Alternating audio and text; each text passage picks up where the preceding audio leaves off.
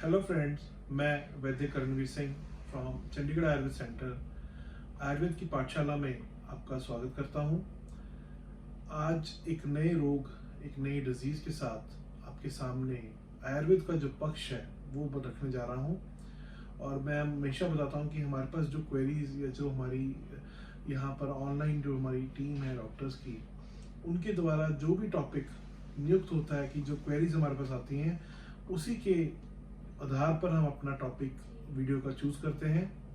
तो आज का जो टॉपिक है वो बहुत ही सिंपल भी है और कॉम्प्लिकेटेड भी है, क्योंकि मैं मानता हूं कि हर घर में या हर एक जगह आप कभी ना कभी इस प्रॉब्लम से आपने सामना किया होगा।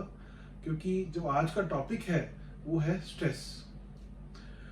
तो दोस्तों, स्ट्रेस कहने में बहुत सिंपल लगता है, बट जिनको इससे परेशानी होती है वो इस चीज़ को समझते हैं कि एक ऐसी चीज़ है जिस पे उनका कोई जोर नहीं चढ़ता या उनका कोई ऐसा इलाज सही तरीके से उनको नहीं मिलता। क्योंकि जो स्ट्रेस है वो एंटी स्ट्रेस पिल्स लेकर या ट्रंकलाइजर लेकर, कई बार सेडेटिव लेकर उस चीज़ को कॉम्पोसेट करने की कोशिश करते हैं, पर आमतौर पर वो ये महसूस करते हैं कि इसका इलाज वो नहीं कर पाए। क्योंकि जो आप चीज़ या अन्य पैथी में जो इसका इलाज बताते हैं वो आपको अधिक से अधिक ऐसी दवाइयाँ प्रदान करते हैं जिससे आपको ज़्यादा नींद आए। पर आयुर्वेद में स्ट्रेस को या स्ट्रेस मैनेजमेंट को बहुत ही डिफरेंट वे में देखा जाता है। बहुत ही अच्छे और सरल वे में इसका इलाज आयुर्वेद में संभव है।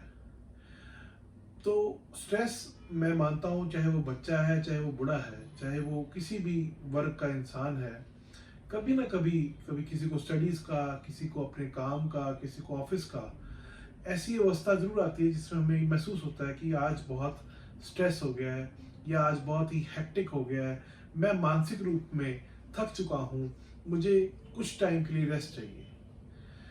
तो हम आयुर्वेद में स्ट्रेस को वायु रोग के साथ मानते हैं। वाता एक एलिमेंट जो है उसके साथ जोड़कर इसको देखा जाता है।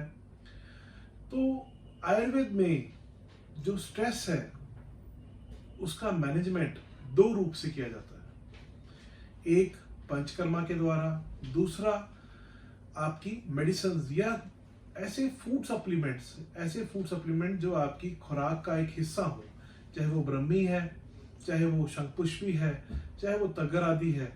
ऐसी कुछ चीज़ें जो आपकी ब्रेन के टॉनिक हैं या ब्रेन की एक तरह की खुराक है।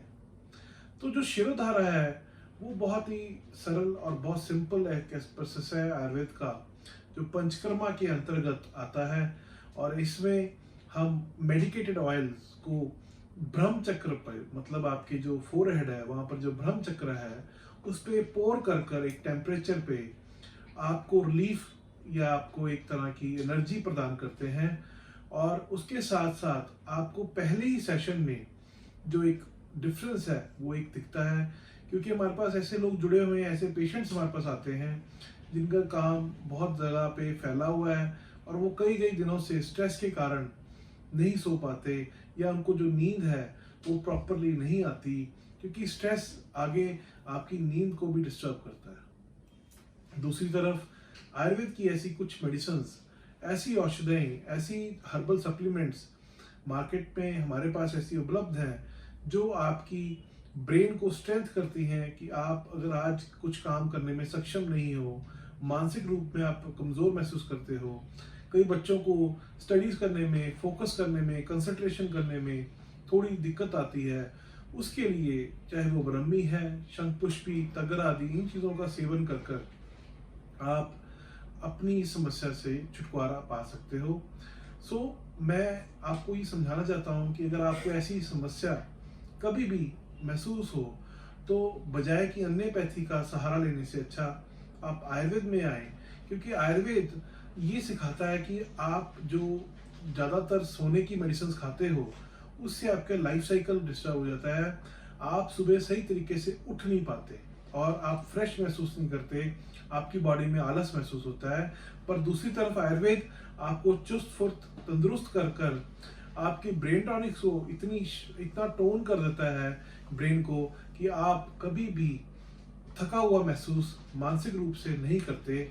आप चाहे कोई भी ऐसा काम करें, चाहे आपका ऑफिस का काम है, चाहे घर का काम है, आपको मानसिक तनाव से बचाता है, एक तरह का प्रिवेंशन देता है। आप कोई भी अगर सप्लीमेंट लेते हो आयुर्वेद में, मैंने आपको जैसे बताया है, तो आपको ये महसूस होगा कि वो एक तरह की खुराक के रूप में काम करेंगे। आपकी बेसिकली जो डाइट है उसका एक हिस्सा बन सकते हैं। उसमें अश्वगंधा भी एक आपका हिस्सा बन सकती है। तो बाकी दूसरी एलोपैथी में इसको स्प्रेस किया जाता है, इसको मूड स्विंग्स के साथ जोड़ा जाता है। आयुर्वेद में ऐसा कुछ नहीं है। ये एक तरह का वायु या वात डिसऑर्डर है। अगर वाता को नॉर्मल अवस्था में लेके आए तो आप बिल्कुल ठीक हो सकते हैं। तो मैं उम्मीद रखता हूँ कि आपको ये वीडियो अच्छी लगी हो। अगर आपके आसपास कोई भी ऐसा व्यक्ति जिसको ये समस्या आ रही हो तो उसको जरूर हमारी इस वीडियो को शेयर करें। अगर आपको कोई भी स्ट्रेस से रिलेटेड कोई भी क्वेरी है तो हमारी टीम को हमारे वेबसाइट पे संपर्क करें। और अगर आपको कोई मेडिसिन की जानकारी चाहिए तो हम आपको फ्री ऑनलाइन कंसल्टेशन प्रदान कर रहे हैं। आप हमें कभी भी संपर्क कर सकते हैं। धन्यवाद।